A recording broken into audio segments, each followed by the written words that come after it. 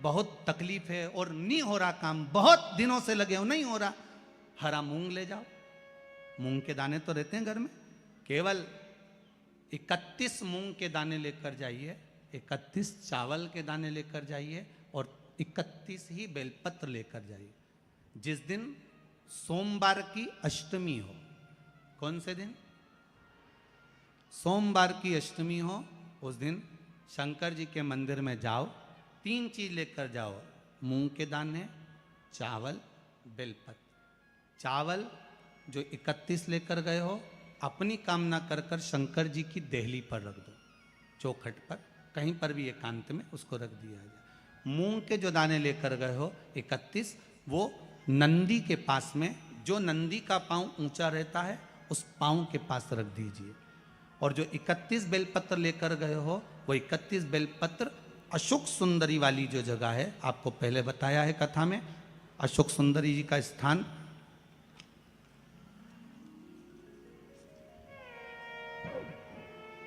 ये शिवलिंग, ये जलाधारी जहां से पानी बहता है, उसके बीच में एक मोटी सी लाइन होती है, जो शंकर भगवान की छोटी लड़की अशोक सुंदरी का स्थान है।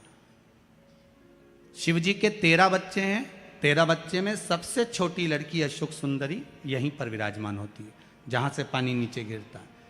प्रत्येक शिवलिंग के सामने एक मोटी सी लाइन होगी, उस मोटी सी जो लाइन है अशोक सुंदरी, वहां पर जो 31 बेलपत्र लेकर गए हो, अपनी कामना कर कर पीला चंदन, लाल चंदन लगाकर उस पर समर्पित करते जाओ। उसकी डंडी जहाँ से पानी बहता है उस ओर होना चाहिए।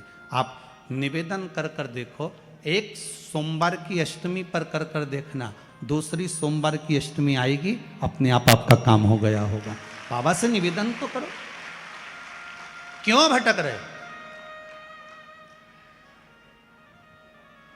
भोला सब दुख काटो,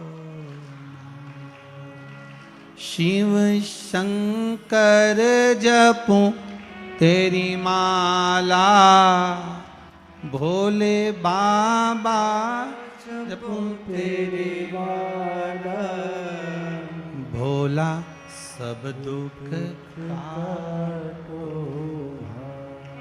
ओ भोला सब दुख काटो। आप उससे निवेदन करेंगे, प्राप्त होगा।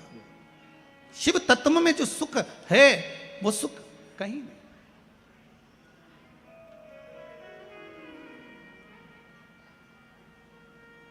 एक मात्र शिव मंदिर में झाड़ू लगा रही हैं अहिल्याबाई,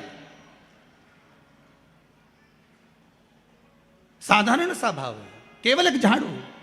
कई लोग कहते हैं महाराज जी, आप कहते हो मंदिर में जाकर झाड़ू लगाओ, पोछा लगाओ, तो जो हमने मंदिर में रख रखा है स्वीपर आदि कादिक, जो भी सेवा करने वाला है, काम करने वाला है, वर्कर है, वो कर रहा है, तो हम क्यों करें? अरे भाई, एक बात याद रखना, आप सबसे पूछना चाहूंगा, आप लोग कहते हो कि मंदिर की सफाई जो वर्कर रखा है उसे करना चाहिए, मंदिर की सफाई जो पुजारी रखा है उसको करना चाहिए। मैं आपसे पूछना चाहता हूं कि आपके घर में जो तिजोरी है, दिवाली पे उसकी सफाई कौन करता है?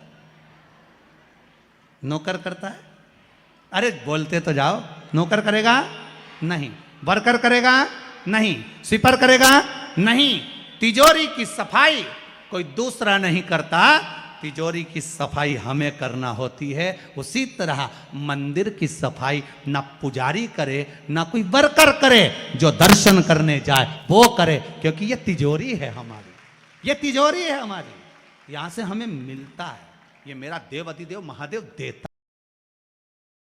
एक बात बहुत ध्यान लगाकर सुनिएगा,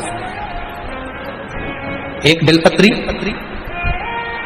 और उस बेलपत्री में एक चंदन की बिंदी और एक अक्षत का दाना मात्र रखकर भी अगर शिवालय पर चढ़ा दी जाती है एक बेलपत्री, एक चंदन का बिंदी, और चंदन एक निवेदन करेंगे आज के जमाने में तुम लोग सब घिसा घिसाया पड़ा पड़ाया डब्बी का सामान ले लेकर, वो नहीं, चंदन की एक मुठिया रखो, थोड़ा सा भी घिसो, जरा सा भी घिसो, उसकी एक बिंदी और एक चावल का दाना। जब हम भगवान देवाधिदेव महादेव को समर्पित करते हैं, अपनी कामना कर समर्पित करते हैं, तो निश्चितता है कि आपने व्रत करा ना करा, आपने उद्यापन करा ना करा, आपने अनुष्ठान करा ना करा, शिव महापुराण की कथा कहती है शंकर भगवान उसका फल शीघ्र प्रदान कर देते हैं, भले आपने कुछ करा ना करा।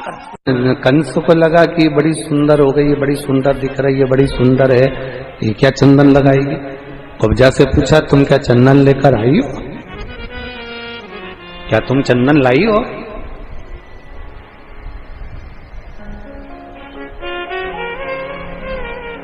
क्या तुम चंदन लाई हो। कुब्जा ने झूठ नहीं कहा, आज कुब्जा ने सत्य कह दिया, चंदन तो लाई हुई, पर जो मैंने कृष्ण के मस्तक पर लगाया था वो चंदन तेरे लिए लेकर आए। कंस को क्रोध आ गया, अपनी नम्रता भूल गया कंस, अपनी नम्रता समाप्त कर दी कंस ने। कंस नम्रता भूल गया, और कंस जैसी नम्रता भूला, हाथ में जो कुब्जा के हाथ में जो पात्र रखा था चंदन का, हाथ में जो पात्र रखा था चंदन का,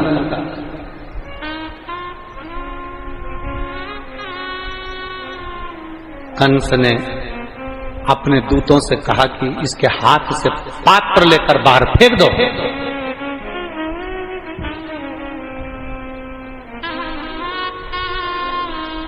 पात्र उठाकर बाहर फेंका गया।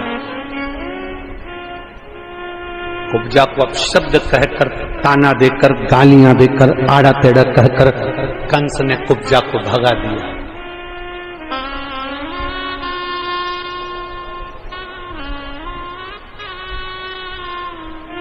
कंस कहता है तू मुझे जानती नहीं कुब्जा, तू मुझे पहचानती नहीं है कुब्जा। ये रंग महल मेरा, राज्य मेरा, नगर मेरा, राजपाट मेरा, तो मुझे जानती नहीं है। कुब्जा ने कहा बस महाराज तैयारी करो, जैसे भगवान के सिर पर लगे हुए चंदन को तुमने कुचला है, वो कृष्ण भी आएगा और तुमको कुचल कर जाएगा। निश्चितता है, तैयारी करो। भगवान कृष्ण ने ध्यान लगाया शिव जी का, भगवान देवाधिदेव महादेव प्रकट हुए, शंकर का शिवलिंग प्रकट हुआ, स्वयंभू शिवलिंग प्रकट हुआ, रंगेश्वर महादेव के रूप में रंग महल के नजदीक में प्रकट होते हैं तो रंगेश्वर महादेव कहला गए। कह दिया भगवान शंकर ने, कृष्ण चिंता ना करो, जाओ, तुम्हारे चंदन का अपमान करा है। और चंदन, ये लोग कहते हैं ना कि शिवजी पे चंदन लगता है, शंकर पर चंदन लगाने से क्या होता है, ठाकुर जी को चंदन लगाने से क्या होता है, भगवान का चंदन से श्रृंगार करने से क्या होता है। चंदन की मूलता जिस दिन संसार का मनुष्य जान गया, एक बार स्कंद पुराण को पढ़कर देखिए कि चंदन की मूलता क्या है, एक बार लिंग पुराण को पढ़कर देखिए कि चंदन की मूलता क्या है, एक बार कूर्म पुराण को पढ़कर देखिए कि चंदन की श्रेष्ठता क्या है, एक बार ब्रह्म विवर्त पुराण को पढ़कर देखिए कि चंदन की मूलता क्या है। मात्र शंकर जी पे चढ़ा हुआ चंदन, मात्र भगवान पे चढ़ा हुआ चंदन अगर एक अंश मात्र का भी है और उसका तुमने सम्मान किया है, सम्मान कर कर अपने मस्तक पर धारण किया है, उस चंदन को लगाकर आप गए हो तो आपका भी सम्मान संपूर्ण जगत में होगा, यह निश्चित है अगर चंदन का सम्मान हुआ।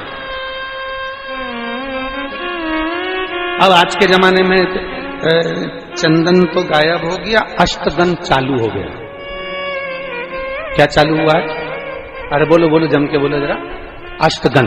तो चंदन, पहले चंदन घिसते थे और घिस के फिर उस चंदन को देवाधिदेव महादेव को लेपन किया जाता था, भगवान का श्रृंगार किया जाता था, भगवान के श्रृंगार का आनंद पाया जाता था। भगवान शिव की आराधना कर भगवान कृष्ण चले और मेरे ठाकुर जी उस रंग महल पर जाकर तुरंत सिंहासन पर चढ़कर कंस भागा।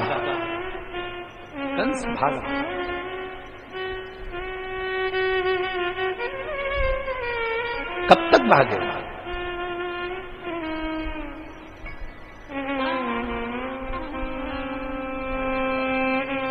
कितनी भी बादाम खाओ,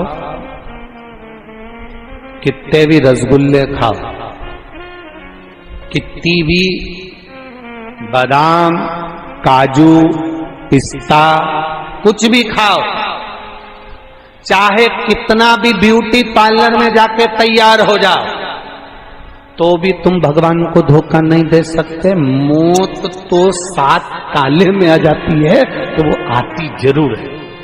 उससे कितना भागोगे? कब तक भागोगे? कहां कहां भागोगे? कहां जाओगे? कहां भागोगे? मौत आएगी जरूर।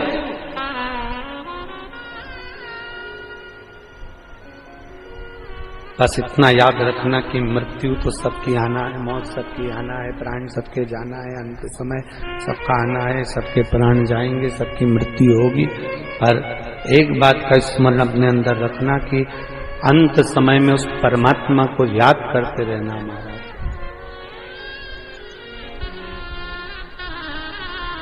अंत समय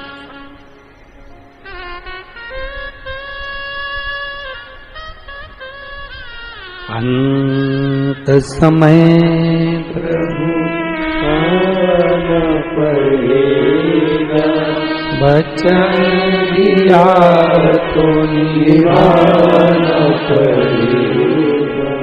आए नाए प्रभु कुटुंब कबीरा, अंत समय प्रभु आना पड़ेगा। वचन दिया तो निभाना पड़ेगा। महाराज अंत समय में इतना जरूर स्मरण रहे कि हम उस परमात्मा को अपने करीब बुलाने का प्रयास करें, अपनी नम्रता ना छूटे। पक्षी पंख से ऊपर बढ़ता है और मनुष्य नम्रता से ऊपर बढ़ता है। धन कितना भी हो, सत्ता कितनी भी हो, फैक्ट्रियां कितनी भी हो, व्यापार कितना भी हो, तुम्हारे घर में चाहे हीरा भरा हो, चाहे पन्ना भरा हो, तुम्हारे घर में चाहे कितनी भी दौलत भरी हो, पर अपनी नम्रता समाप्त मत होने देना। 2 चीजें अपनी जिंदगी में याद रखिए, एक अपनी नम्रता को मत जाने दो, और दूसरा प्रयास करना अपने दरवाजे से, अपने द्वार से गाय और बेटी खाली हाथ मत जाने दो।